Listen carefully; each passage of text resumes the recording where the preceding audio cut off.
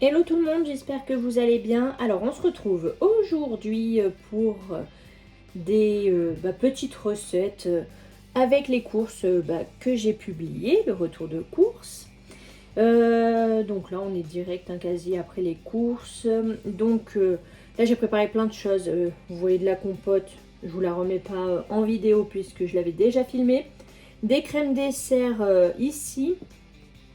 C'est au chocolat noir corsé cette fois-ci et au sucre de coco. J'ai essayé de changer un peu au niveau du sucre. Pareil, je vous ai déjà filmé la recette avec un autre chocolat, un autre sucre, mais c'est la même. Et là, du coup, je vais préparer une tarte. J'avais pris une pâte brisée pur beurre. Donc, c'est une tarte avec de la ricotta au fond, des tomates que je vais trancher, bien sûr, des sardines comme ceci. Donc en fait il faut faire des filets. Là elles sont entières, il suffit de les couper en deux, d'enlever l'arête et de les mettre dessus. Il faut du citron par dessus, mais une fois que c'est cuit, là il va falloir que je mette du sel, du poivre et de l'huile d'olive. Et quand la tarte est cuite, et bien voilà, il faut rajouter à nouveau de l'huile d'olive, il faudra mettre du jus de citron et de la roquette. Voilà, écoutez, on va préparer ça. Ça a l'air très très simple et rapide. Alors, j'ai sorti la pâte, je l'ai mise dans mon moule à tarte, dans mon plat à tarte plutôt. Je pique la pâte. Alors, dans la recette initiale, c'était une pâte feuilletée qu'il fallait, mais voilà, je suis pas très fan des pâtes feuilletées, donc de temps en temps, dans certaines tartines, mais là, je préférais prendre une pâte brisée.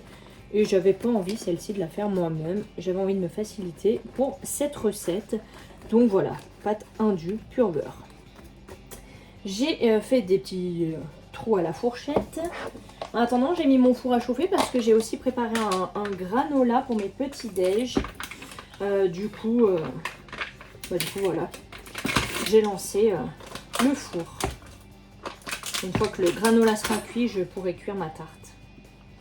Et un banane bread aussi, mais pareil, je vous le filmerai pas le banane bread parce que je vous ai déjà montré la recette.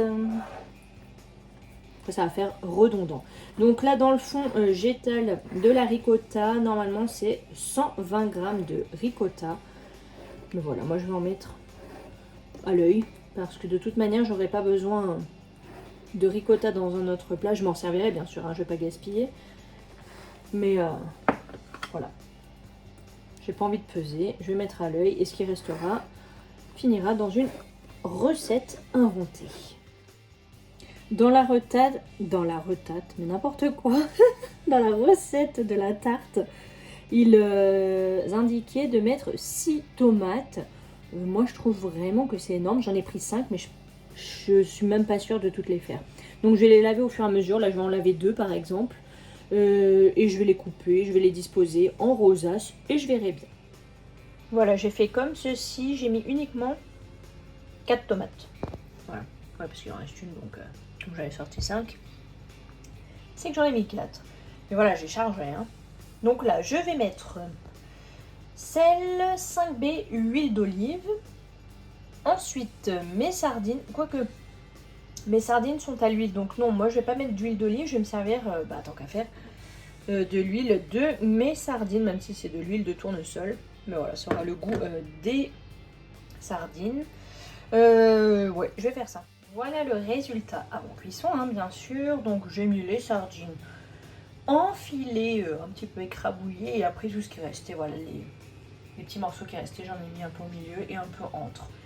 J'ai ajouté, comme je vous ai dit, l'huile de la boîte. Là, mon granola est quasi cuit, donc je vais pouvoir l'enfourner à 180. Il dit 50 minutes, mais pas du tout. Moi, je vais la mettre beaucoup moins. Je pense 35-40 minutes. Je vous dirai ça. Vite fait, mon granola. Cette fois-ci, je l'ai fait avec du miel comme sucrant. Donc, j'ai mis les flocons comme d'hab. J'ai mis des noisettes, de l'huile végétale, du beurre de cacahuète. Et c'est tout. J'ai pas mis de cannelle. Par contre, là, quand il sera bien refroidi, j'ajouterai des baies de goji que ma mère m'a donné. Voilà, je pense que ça va être très bon. J'ai enfourné ma tarte, là je l'ai mis 35 minutes à 180, on verra bien, je vous dirai au total combien de temps je l'ai mise. Là j'ai mis mon banane bread dans ce moule, j'avais envie de changer un peu. Cette fois-ci j'ai fait avec de la farine d'épeautre, pareil que ma mère m'a donné, elle m'a donné plein de choses la fois dernière, donc c'est trop cool. Donc farine d'épeautre et sucre de coco, c'est pour ça qu'il est un petit peu coloré.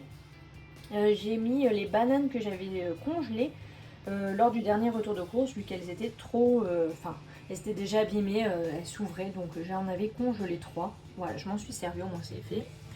Les petites crèmes dessert au chocolat noir corsé et la compote de pommes qui finissent. Voilà. Tout ça, ça finit de refroidir avant de passer au frigo. Je sais plus si je vous ai dit, mais j'ai mis de la cannelle et je n'ai pas mis de pépites de chocolat comme je fais d'hab. J'avais pas envie.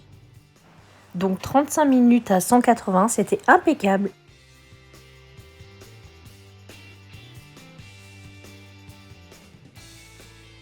Pour cette deuxième idée de repas, donc j'ai pris des pommes de terre que j'ai coupées en petits morceaux comme vous le voyez. Je les ai fait revenir pendant 5 minutes dans de l'huile d'olive, dans la poêle à feu vif. Une fois que c'était fait, je les ai couvertes et laissées cuire 10 minutes sans rien du tout, juste avec le couvercle, jusqu'à ce qu'elles soient bien tendres. Et ensuite, j'ai ajouté du bacon que j'ai émietté à la main grossièrement quand les patates étaient cuites. En parallèle, j'ai fait cuire des œufs durs que j'ai écalés ensuite. Donc je disais, je vais ajouter du fromage de chèvre comme ça, la pyramide. Donc c'est du fromage frais de chèvre. De la mâche et de la ciboulette du jardin qu'on va couper. Donc voilà, on va tout assembler. Je vous montrerai le résultat final. À mon avis, ça va être très bon. Et voilà, c'est la fin de cette vidéo. J'espère qu'elle vous aura plu. Merci beaucoup pour votre soutien et je vous dis à très bientôt. Ciao, ciao!